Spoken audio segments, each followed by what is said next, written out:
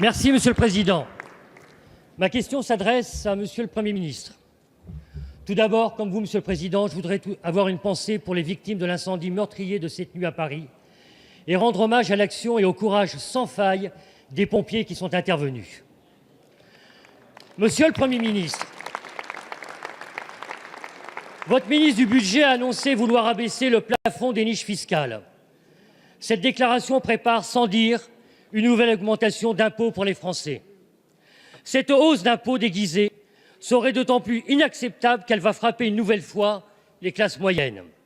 En effet, mettre les niches fiscales sous condition de ressources comme vous le souhaitez, c'est augmenter de fait l'impôt des classes moyennes. Où est la justice fiscale?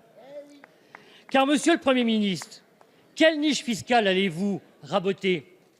Vous allez réduire l'avantage fiscal sur les dons, alors que toutes les associations s'inquiètent déjà d'un effondrement de ces dons.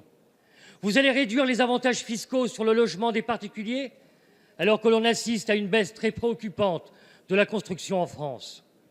Vous allez réduire les avantages fiscaux sur l'emploi à domicile, alors que l'emploi est un enjeu fondamental et alors que les familles sont de plus en plus taxées.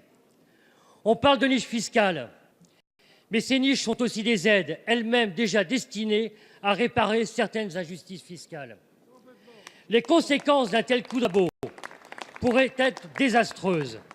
Appauvrissement des classes moyennes, augmentation du travail au noir, chute de l'investissement locatif ou encore fermeture d'entreprises.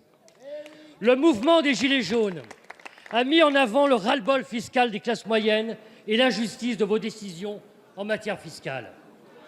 Prenez enfin conscience de ce message qui vous a été envoyé. Ne reproduisez pas une nouvelle fois les mêmes erreurs qui ne manqueraient pas de produire une nouvelle fois les mêmes effets. Merci. La parole est à Monsieur Olivier Dussopt, secrétaire d'État auprès du ministre de l'Action et des Comptes publics. Merci, Monsieur le Président, Mesdames et Messieurs les députés.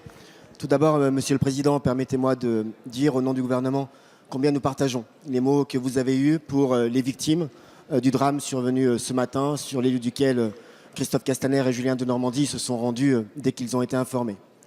Monsieur le député Parigi, vous interrogez le gouvernement sur la nature et l'opportunité de la dépense fiscale. En soi, la dépense fiscale peut être une bonne méthode, une bonne politique, dès lors qu'il s'agit d'inciter des comportements que l'on considère comme vertueux ou de donner une incitation à un certain nombre de projets d'action ou de domaines de l'action publique.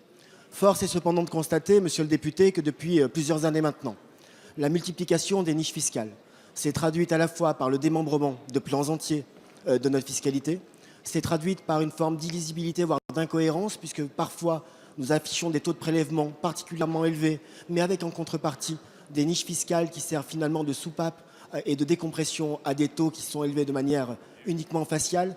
Et enfin, vous ne pouvez ignorer un phénomène d'optimisation qui amène certains contribuables, par la superposition des niches, à ne quasiment plus payer d'impôts.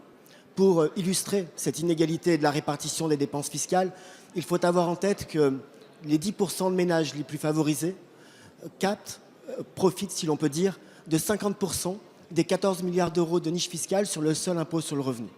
Le ministre de l'Action et des Comptes publics, Gérald Darmanin, a dit et fait une proposition en matière de conditionnement par rapport aux revenus et d'abaissement des plafonds globaux.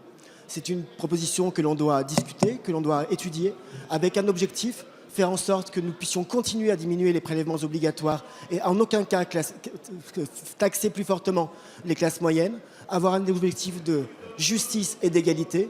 Et puis peut-être, monsieur le député, que nous pourrons nous retrouver sur ce travail-là, puisque je soumets à votre sagacité cette citation du 9 janvier dernier, qui disait dans les Échos: il faut tout remettre à plat en matière de fiscalité. Il y a 350 impôts et taxes, des niches fiscales partout, c'est illisible, et c'est signé par Laurent Wauquiez.